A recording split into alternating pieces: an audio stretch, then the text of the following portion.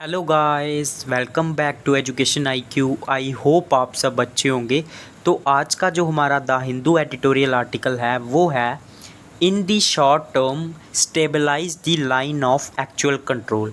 अब इस हेडिंग का मतलब क्या है मैं आपको बताता हूँ। मतलब अगर हम लोग शॉर्ट टर्म में बात करें, शॉर्ट टर्म का मतलब होता है मतलब अगर हम लोग इन ब्रीफ बात करें, अगर हम लोग मतलब इसको छोटे से अगर शब्द में अगर हम इसको कहेंगे तो हमें क्या करना होगा, स्टेबलाइज़ करना होगा लाइन ऑफ एक्चुअल कंट्रोल को। लाइन ऑफ एक्चुअल कंट्रोल क्या है? जो आपको पता है इंडिया और चाइना के बीच में जो बॉर्डर एरिया है उसमें एक लाइन है जिसको बोलते हैं लाइन ऑफ एक्चुअल कंट्रोल। आपको पता है पिछले कुछ सालों से काफ़ी डिस्प्यूट चल रहा है लाइन ऑफ एक्चुअल कंट्रोल पे, चाहे वो गलवान वैली हो, चाहे वो अरुणाचल प्रदेश का एरिया हो। तो इसके ऊपर हम लोग डिस्कस करेंगे कि राइटर ने, जो ऑथर है इस आर्टिकल का, उसने क्या लिखा हुआ है। एक एक लाइन को मैं आपको हिंदी में पढ़ाऊंगा। कोई भी डिफ़िकल्ट वर्ड मीनिंग आएगा, कोई भी इंपॉर्टेंट टर्म आएगी, उसको मैं आपको साथ साथ में नोट करवाता चलूँगा। तो एक नोटबुक लेके बैठना और इसको नोट करते जाना। तो क्या लिखा हुआ है? For For the latest few years, the situation on the line of actual control has continued to remain extremely tense. तो अगर हम पिछले कुछ सालों की बात करें ना, तो जो सिचुएशन है, जो कंडीशन है लाइन ऑफ एक्चुअल कंट्रोल पे, वो लगातार जो है वो टेंस होती जा रही है, ख़राब होती जा रही है। It has just stopped short of a war with the Doklam and Galwan crisis. तो मतलब ये सिर्फ मतलब वार नहीं हुआ है, सिर्फ युद्ध नहीं हुआ है, बाकी सारी चीज़ें जो है ना वो हो रही हैं। मतलब सिर्फ थोड़े सा दूर है, ये थोड़ा सा शॉर्ट है युद्ध से। युद्ध भी जो है उस वो स्थिति भी जो है वो बन सकती है with the Doklam and Galwan crisis. जब गलवान में क्राइसिस हुए थे और डोकलाम में जो क्राइसिस हुए थे तो लगभग जो है ना वो वार जैसी सिचुएशन हो गई थी। Every now and then, the media reports incidents of transgressions and standoffs between India and China troops at the LAC, even as both countries incur a huge expenditure in ensuring defensive preparedness as well as being military infrastructure as they induct man, material and equipment close to the LAC. तो चाहे हम अभी की बात करें या पहले की बात करें, जो मीडिया रिपोर्ट्स इंसिडेंट्स हैं ट्रांसग्रेशंस के, ट्रांसग्रेशन मतलब जो मीडिया रिपोर्ट्स आती हैं अग्रेशन के ऊपर, ट्रांसग्रेशन का मतलब होता है अग्रेशन, ठीक है। और जो स्टैंड ऑफ्स होते हैं इंडिया और चाइना के ट्रूप्स के बीच में एलएसी में, इवन एज बोथ कंट्रीज़, दोनों जो कंट्रीज़ हैं, इनकर ए ह्यूज एक्सपेंडिचर। इनकर का मतलब होता है किसी चीज़ को करना, तो वो क्या कर रहे हैं, दोनों कंट्रीज़ काफ़ी ज़्यादा खर्चे कर रहे हैं और इंश्योर कर रहे हैं, प्रिपेयर हो रहे हैं, अब अच्छा मिलिट्री इंफ्रास्ट्रक्चर डेवलप कर रहे हैं बॉर्डर पे। और एज दे इंडक्ट मैन, और वो आदमियों को बॉर्डर पे लगा रहे हैं, जो हमारी फोर्सेस हैं, मटेरियल को और इक्विपमेंट को एलएसी के पास लाके जो है वो रख रहे हैं। बिल्कुल प्रिपेयर हो रहे हैं दोनों कंट्रीज़ और वार जैसी सिचुएशन जो है वो बनी हुई है। नीड फॉर स्टेबिलिटी, तो हमें किसकी ज़रूरत है? स्टेबिलिटी की ज़रूरत है, स्थिरता की ज़रूरत है। After Galwan we have seen one of the biggest mobilisations of Chinese forces into Tibet. जैसे जब गलवान वाला इंसिडेंट हुआ था 2000 शायद 22 में या फिर 20 में, उसके बाद हमने सबसे ज़्यादा मोबिलाइजेशन देखी थी, मतलब मूवमेंट देखी थी चाइनीज़ फोर्सेस की तिब्बत की ओर।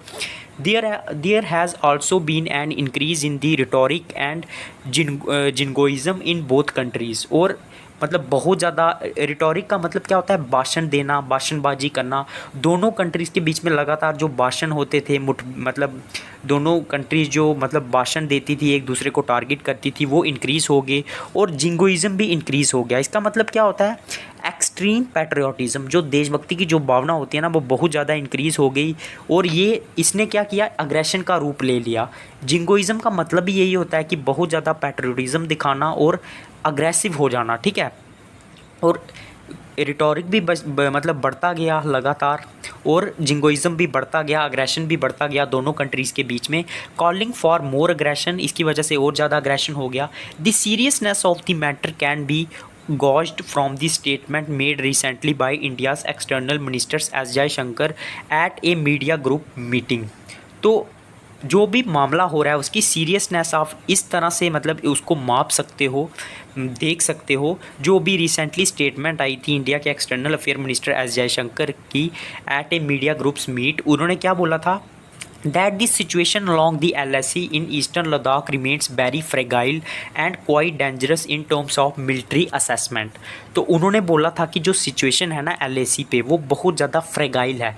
जो ईस्टर्न लद्दाख वाला एरिया है वहाँ पे सिचुएशन बहुत ज़्यादा फ्रेगाइल मतलब बहुत ज़्यादा नाजुक है, बहुत ज़्यादा सेंसिटिव है और काफ़ी ज़्यादा डेंजरस है अगर हम लोग मिलिट्री असेसमेंट के हिसाब से देखें।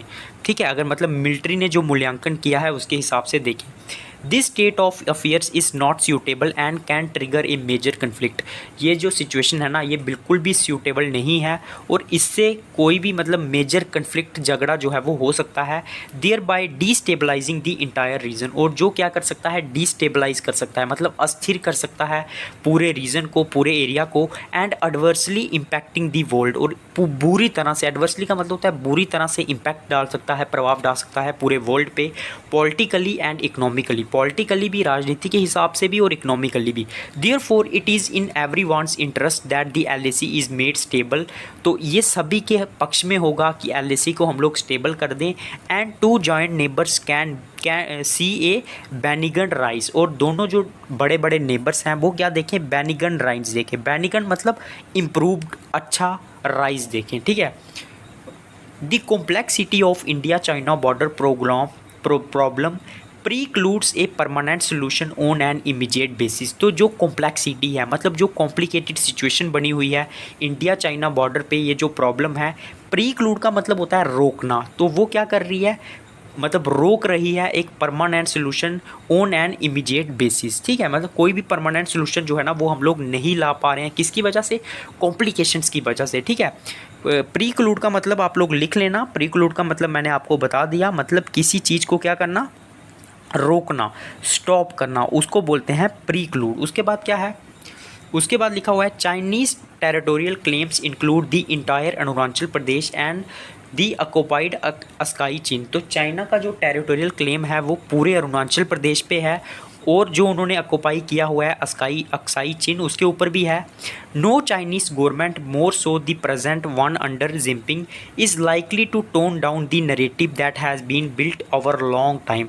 कोई भी ऐसी चाइनीज़ गवर्नमेंट नहीं है, चाहे वो अभी जो प्रेजेंट की बात करें, जो जिनपिंग की गवर्नमेंट है, जो क्या करे, मतलब पसंद करे कि हम लोग क्या करेंगे, टोन डाउन करेंगे। मतलब किसी टोन डाउन का मतलब क्या होता है, किसी चीज़ को कम करना, अग्रेशन को कम करना। ठीक है, और मतलब कम करना किसको, जो नरेटिव, जो प्रोपोगेंडा इन्होंने फैलाया हुआ है और जिसको इन्होंने बिल्ट किया हुआ है, बनाया हुआ है बहुत सालों से कि अरुणाचल प्रदेश हमारा है, which claims Ladakh and Arunachal Pradesh as 2 of the 5 fingers that are attach to the Tibetan plain. और इनका नरेटिव क्या है कि जो लद्दाख है और जो अरुणाचल प्रदेश है ये 5 उंगलियों में से हैं जो अटैच हैं तिब्बतियन पाम को, मतलब तिब्बत है जो उसको अटैच है। पाम का मतलब होता है पंजा। Similarly the Indian political establishment is not in a position to make any concessions to facilitate a mutual acceptable border settlement. Facilitate का मतलब होता है फैसिलिटी प्रोवाइड करना। सिमिलरली अगर हम लोग बात करें, जो इंडियन पॉलिटिकल एस्टेब्लिशमेंट है ना वो पोजीशन में नहीं है कि वो कोई भी कंसेशन दे, मतलब कोई भी छूट दे चाइनीज़ गवर्नमेंट को। कंसेशन का मतलब होता है छूट प्रोवाइड करना, ताकि वो क्या कर सके। फैसिलिटेट का मतलब होता है किसी चीज़ को आसान करना, ताकि वो एक म्यूचुअल एक्सेप्टेबल बॉर्डर सेटलमेंट को बना सके। तो इंडिया चाइनीज़ गवर्नमेंट को कोई भी जो छूट है वो नहीं देना चाहती है। Thus it is better that both sides considered taking short term but effective and pragmatic steps to stabilize the LAC। तो दोनों कंट्रीज़ को क्या करना चाहिए, कोई शॉर्ट टर्म और प्रैग्मेटिक स्टेप्स लेने चाहिए। प्रैग्मेटिक का मीनिंग भी अगर आप लोगों को लिखना है तो आप लोग लिख सकते हो dealing with problems in a practical way, मतलब प्रैक्टिकल होके किसी चीज़ को डील करने की कोशिश करना। तो दोनों कंट्रीज़ को यही करना चाहिए ताकि वो स्टेबलाइज कर सकें, स्थिर कर सकें LAC को। Reducing the possibilities of A conflict, ताकि जो झगड़े की जो पॉसिबिलिटी है, आशंका है, वो ख़त्म हो सके। कन्फ्लिक्ट मतलब झगड़ा। For India it is all the more important that LAC disputes do not escalate into full fledged conflicts because despite the assurance made by the government there is no surety that results of war will be favourable to us. तो अगर हम लोग India की बात करें ना, it is all the more important that LAC disputes do not escalate into full fledged conflicts. मतलब India के लिए ये बहुत ज़रूरी है कि जो LAC के कॉन्फ्लिक्ट्स हैं ना ये एस्केलेट ना हो, मतलब और ज़्यादा प्रॉब्लमेटिक ना हो। एस्केलेट का मतलब होता है और ज़्यादा सीरियस होना। किसके किसके मतलब किस में ये कन्वर्ट ना हो, फुल फ्लैज मतलब पूरी तरह से झगड़े में ना बदलें। Because despite the assurances made by the government there is no surety that the results of war will be favourable to us. हालांकि मतलब हमें एश्योरेंस दिया जाता है, आश्वासन दिया जाता है गवर्नमेंट का, लेकिन ऐसी कोई भी श्योरिटी नहीं है कि दोनों कंट्रीज़ के बीच में जो सिचुएशंस हैं वो वॉर में नहीं बदल सकती हैं, ठीक है। That the results of war will be favourable to us. और या फिर हम लोग ये भी नहीं कह सकते हैं कि जो वॉर का रिजल्ट होगा वो हमारे मतलब हमारे पक्ष में होगा। बेशक हमारी मीडिया कुछ भी बोले, हमारी गवर्नमेंट कुछ भी बोले, लेकिन वार होता है, जंग होती है, उसमें कोई भी जीत सकता है। Agreements and इनएडिक्वेसीज। एग्रीमेंट्स मतलब जो समझौते होते हैं, और इनएडिक्वेसीज मतलब जो कमियां हैं। The India-China engagement got an impetus after the visit by the then Indian Prime Minister to China in December 1988। तो जो इंडियन चाइना का जो एंगेजमेंट था वो गॉट एन इम्पैटस, उसको क्या मिला, एक इम्पैटस मिला। इम्पैटस मतलब एक मोमेंटम मिला, एक गतिविधि मिली जो इन दोनों का एंगेजमेंट था। एंगेजमेंट मतलब दोनों में बातचीत करना, संबंध बनाना, तो उसको एक मोमेंटम मिला जब after the visit by then Indian prime minister, जब उस टाइम के जो प्राइम मिनिस्टर थे उन्होंने विजिट किया चाइना में 1988 में। Since then 4 agreements have been signed between the 2 countries. उसके बाद 4 एग्रीमेंट हुए दोनों कंट्रीज़ में, 1993 में, 1996 में, और 2005 और 2013 में एग्रीमेंट हुआ to maintain peace along the LAC, ताकि LAC के ऊपर शांति बना सकें। Laying the framework for dealing with the border issue, और एक ऐसा ढांचा बना सकें कि हम लोग डील कर सके बॉर्डर इश्यूज़ के साथ। And covering the spectrum of engagement, और हम जो एंगेजमेंट का जो स्पेक्ट्रम है, स्पेक्ट्रम मतलब होता है किसी चीज़ की वैरायटी, अलग मतलब फुल वैरायटी, तो उसको हम लोग जो हैं वो कवर कर सकें from the highest levels of government to border personnel meetings in the field. तो मतलब हायर लेवल जो गवर्नमेंट है वो मीटिंग करें बॉर्डर पर्सनल के साथ, ठीक है, फील्ड में, और जो भी मामला है उसको सुलझाएं। For more than 2 decades this agreements have serve their purpose well. लगभग 2 मतलब दशकों तक ये जो एग्रीमेंट्स थे इन्होंने अच्छा मतलब क्या किया, अच्छे तरीके से सर्व किया, अच्छे तरीके से काम किया। However the heightened tension on the LAC suggest that there are inadequacies in the agreements. लेकिन अभी जो टेंशन बनी हुई है LAC पे वो हमें ये बताती है कि कुछ ना कुछ जो है वो कमियां हैं इन एग्रीमेंट्स में। The agreements are based on the premise that the LAC is mostly defined and understood by both parties. तो ये जो एग्रीमेंट्स है ना, ये किस चीज़ पे बेस हैं, इनका आधार क्या है। प्रीमाइस का मतलब होता है किस आधार पे ये बेस है, कि जो LAC है ना ये मोस्टली डिफाइंड है और अंडरस्टूड है बाय बोथ पार्टीज, मतलब दोनों पार्टीज़ को पता है कि कौन सा एरिया किसका है। However this is not the case and there are larger segments which lack clarity. लेकिन ऐसा केस नहीं है, यहाँ पे कुछ ऐसे सेगमेंट्स हैं, कुछ ऐसे बड़े बड़े बाग हैं जिनके ऊपर हमें क्लैरिटी की कमी है। लैक का मतलब होता है कमी होना। Article 1 of 1993 agreement stipulates the creation of joint mechanism to verify and settle LAC related disputes। Article 1 था जो 1993 के एग्रीमेंट का, वो स्टिपुलेट करता था, बताता था the creation of joint mechanism, मतलब एक जॉइंट मैकेनिज्म बनाएंगे। मैकेनिज्म का मतलब होता है काम करने का तरीका। टू वेरीफाई, इस चीज़ को वेरीफाई करने के लिए, ढूंढने के लिए, and settle LAC related disputes, और सेटल करने के लिए जो भी झगड़े हैं LAC पे। After 19 years the working mechanism for consultation and coordination on India China border affairs was created in 2012। लगभग 19 साल बाद, उसके 19 साल बाद एक वर्किंग मैकेनिज्म बनाया गया फॉर कंसल्टेशन। कंसल्टेशन मतलब डिस्कशन के लिए, कोऑर्डिनेशन के लिए, ताकि मिलके काम सकें। किसके ऊपर, इंडिया चाइना बॉर्डर अफेयर्स के ऊपर 2012 में इसको बनाया गया। It meets twice in a year but has little to show in terms of results on the ground। हर 2 साल में इनकी मीटिंग होती है, लेकिन इसने कुछ भी ऐसा नहीं दिखाया हमें। ग्राउंड लेवल पे हमें बात करें तो हमें कोई भी रिजल्ट नहीं मिला है। दी 3488 kilometres long LAC has only 4 border personnel meeting points. तो जो इतना बड़ा LAC है, लगभग 3488 किलोमीटर, उसमें सिर्फ चार ही बॉर्डर पर्सनल मीटिंग पॉइंट्स हैं जहाँ पे मतलब दोनों पर्सनल जो फोर्स पर्सनल है वो मिल सकते हैं। The Lipulekh border personnel meeting which was proposed in the article B of 2005 protocol has not been established till now. तो जो Lipulekh personnel meeting point है जो प्रपोज किया गया था कि हम लोग इसको बनाएंगे, और जो आर्टिकल बी ऑफ 2005 प्रोटोकॉल मतलब जो रूल है उसमें लिखा हुआ था वो अभी तक बनाया नहीं गया है। दी पॉसिटी ऑफ BPM, पॉसिटी मतलब रुकना, तो मतलब जो BPM है वो रुका हुआ है पॉइंट प्रीक्लूड्स कंस्ट्रक्टिव एंगेजमेंट। और इससे क्या हो रहा है, प्रीक्लूड हो रहा है मतलब रुक रही हैं, कंस्ट्रक्टिव एंगेजमेंट नहीं हो पा रही हैं, अच्छी एंगेजमेंट नहीं हो पा रही हैं दोनों कंट्रीज़ के बीच में, ठीक है, between the troops on the ground resulting in the escalation of disputes. और इससे क्या हो रहा है, रिजल्ट क्या हो रहा है, एस्केलेशन हो रहा है, मतलब सीरियसनेस हो रही है, डिस्प्यूट्स जो हैं वो बढ़ते जा रहे हैं। A mutually agreed reduction and redeployment of forces along the LAC, मतलब दोबारा से मिलके रिडक्शन होना और रीडिप्लॉयमेंट करना, दोबारा से रीडिप्लॉयमेंट करना फोर्सेस का LAC के ऊपर, as in article 2 of 1993 agreement and article 2 and 3 of 1996 agreement has not seen any progress. तो अभी तक हमें कोई भी प्रोग्रेस नहीं मिली है, चाहे वो 1993 के थ्रू जो हमने रीडिप्लॉयमेंट की थी फोर्सेस की LAC के ऊपर, चाहे वो 1996 का एग्रीमेंट हो, अभी तक हमें कोई भी इंप्रूवमेंट नहीं मिली है। The current mindset among the Indian security establishment is to be unyielding with China as it is felt that the salami slicing tactics of the Chinese must be halted। तो जो करंट माइंडसेट है, अभी हमारा जो mindset है Indian security forces का, वो क्या है कि हम लोग क्या करेंगे, अंडरलाइंग रहेंगे, अंडर जील्डिंग रहेंगे। टू बी अंडर जील्डिंग मतलब अंडर जील्डिंग रहना, जिद्दी रहना, स्टबबोर्न रहना, दृढ़ता के साथ खड़े रहना चाइना के साथ, एज इट फेल्ट दैट सलामी स्लाइजिंग टैक्टिक्स, क्योंकि हमारी सिक्योरिटी फोर्सेस फील करती हैं कि ये जो चाइना के सलामी स्लाइजिंग टैक्टिक्स हैं, सलामी स्लाइजिंग टैक्टिक्स का मतलब क्या होता है, धीरे धीरे अपना एरिया बढ़ाते जाना और दूसरी कंट्री का एरिया को कैप्चर करते जाना। Of the Chinese must be halted, इन्हें हमें क्या करना होगा, रोकना होगा। हॉल्टेड का मतलब होता है रोकना। वाइल फॉर्मनेस इज़ असेंशियल, हालांकि जो दृढ़ता है वो ज़रूरी है।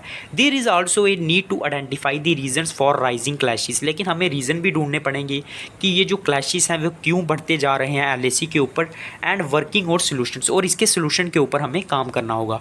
The opinion is that aggression is not the only reason for the rise in LAC incident. Opinion ये है कि जो अग्रेशन सिर्फ एक ऐसा कारण नहीं है जिसके कारण LAC के ऊपर जो है वो इंसिडेंट्स बढ़ते जा रहे हैं।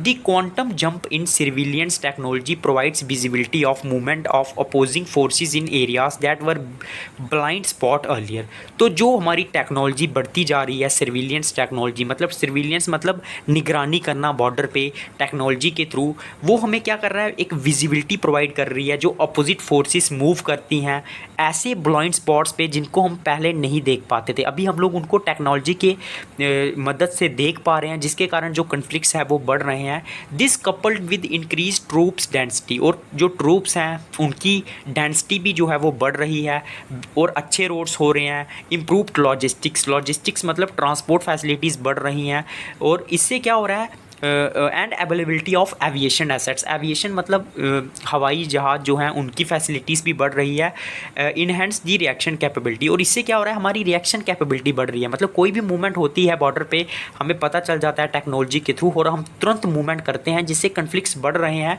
Thereby increasing the face offs and clashing, इसी वजह से क्या हो रहा है, फेस ऑफ्स हो रहे हैं, आमना सामना हो रहा है, और क्लैशेस हो रहे हैं, फाइट्स हो रही है। कंसीडर दीज स्टेप्स, अब आथर ने कुछ स्टेप्स बताए हैं जिन्हें कंसीडर करना होगा, मतलब करना चाहिए। Whatever be the reason, this situations need to be brought under control and chances of a full fledged conflict minimised. चाहे कोई भी रीज़न हो, जो सिचुएशन है उसे हमें अंडर कंट्रोल करने की ज़रूरत है, और जो फुल फ्लैज के कन्फ्लिक्ट के जो चांसेस हैं मतलब पूरी तरह से बाहर होने के, उसको मिनिमाइज़ करने की ज़रूरत है। These steps are recommended to assure peace and stability on the LAC। ये स्टेप्स जो हैं वो रिकमेंडेड किए गए हैं टू अशर का मतलब क्या होता है, इसको भी आप लोग लिख सकते हो, मतलब किसी चीज़ को करना, तो मतलब बनाना, कंडक्ट करना। तो अगर हमें पीस को जो है वो करना है, मतलब पीस को अगर हमें लाना है, ठीक है, और स्टेबिलिटी को लाना है LAC पे, तो इन पॉइंट्स पे हमें काम करने की ज़रूरत है। Convert the LAC into A line of control, और LAC को हम लोग को है लाइन ऑफ कंट्रोल में भी कन्वर्ट कर सकते हैं by delineating it on map and on the ground without prejudice to border claims. और हम इसे क्या कर सकते हैं, डेलिनेट कर सकते हैं, मतलब कन्वर्ट कर सकते हैं मैप के ऊपर और ग्राउंड के ऊपर बिना किसी पक्षपात के to border claims. This will reduce the urge among the forward troops to inch forward. इससे क्या होगा, जो अर्ज है, मतलब जो हमारे अंदर जो मतलब ये है कि हमें जो है वो आगे एरिया कैप्चर करना है, ट्रूप्स के आगे बढ़ने की जो कैपेसिटी है, जो उनके मन है, उसे हम लोग रोक सकते हैं ताकि कोई भी ट्रूप जो है वो 1 इंच भी आगे ना बढ़े। This may seem difficult but can be implemented with a display of maturity. तो हमें ये मुश्किल लगता है लेकिन हम लोग इसको इम्प्लीमेंट कर सकते हैं मैच्योरिटी के साथ, बाय बोथ साइड्स, दोनों साइड मिलके, and with the use of technology, और टेक्नोलॉजी का यूज़ करके। उसके बाद क्या है, the disputed areas on the LAC can be treated as no entry zones. और जो डिस्प्यूटेड एरिया है, झगड़े वाले जोन हैं, उनको हम लोग नो एंट्री जोन में कन्वर्ट कर सकते हैं। Alternatively both side should be allowed to patrol this areas. और दोनों साइड्स को हम लोग अलाउ कर सकते हैं कि हम लोग पेट्रोल करेंगे इन एरियाज़ में as per mutually agreed frequency. और दोनों मतलब म्यूचुअली अगर मिलजुल के काम करेंगे। Joint patrolling of the disputed areas must also be explored as this can result in the maintenance of status quo and an increase in confidence. और जो जॉइंट पेट्रोलिंग है डिस्प्यूटेड एरियाज़ की, झगड़े वाले एरियाज़ की, इसको हम लोगों को एक्सप्लोर करना चाहिए, मतलब खुला रखना चाहिए, as this can result in the maintenance of status quo. इससे क्या हो सकता है, हम लोग मेंटेन कर सकते हैं स्टेटस क्यू, मतलब जो करंट सिचुएशन है, जो करंट अफेयर्स हैं, एंड इंक्रीज इन कॉन्फिडेंस। और इससे हमारा कॉन्फिडेंस भी इंक्रीज हो सकता है। Existing confidence building measures and engagement mechanism needs to be strengthen by providing more teeth to the WMMCC and establish more BPM points so that local issues can be resolve quickly. तो अगर हमने existing मतलब confidence build करना है या फिर engagement बढ़ाना है, तो हमें स्ट्रेंथन करना होगा WMCC को। WMCC मतलब जो बॉर्डर वर्किंग मैकेनिज़्म है, कोऑर्डिनेशन एंड कंट्रोल का, इंडिया चाइना बॉर्डर पे, जो 2012 में बना था, ताकि दोनों के बीच में जो है वो, जिसके बारे में मैंने पहले भी बात की, जो कन्फ्लिक्ट चल रहा है उसके ऊपर चर्चा हो। हर 2 साल में इसकी मीटिंग होती है। इसे हमें और जो पावर है वो प्रोवाइड करनी होगी। और जो BPM पॉइंट्स हैं, मतलब जहाँ पे हम लोग मीटिंग करते हैं, ठीक है, उसके हमें बढ़ाने की ज़रूरत है ताकि लोकल इश्यूज़ जो हैं वो रिजॉल्व हो सके। तो ये था आज का the Hindu editorial article. Telegram पे आपको इसका PDF मिल जाएगा, टेलीग्राम को सब्सक्राइब कर लेना, उसको मैंने कमेंट बॉक्स में लिखा हुआ है। तो जिन बच्चों ने वीडियो देखा है, चैनल को लाइक कर देना, कमेंट कर देना। जय हिंद।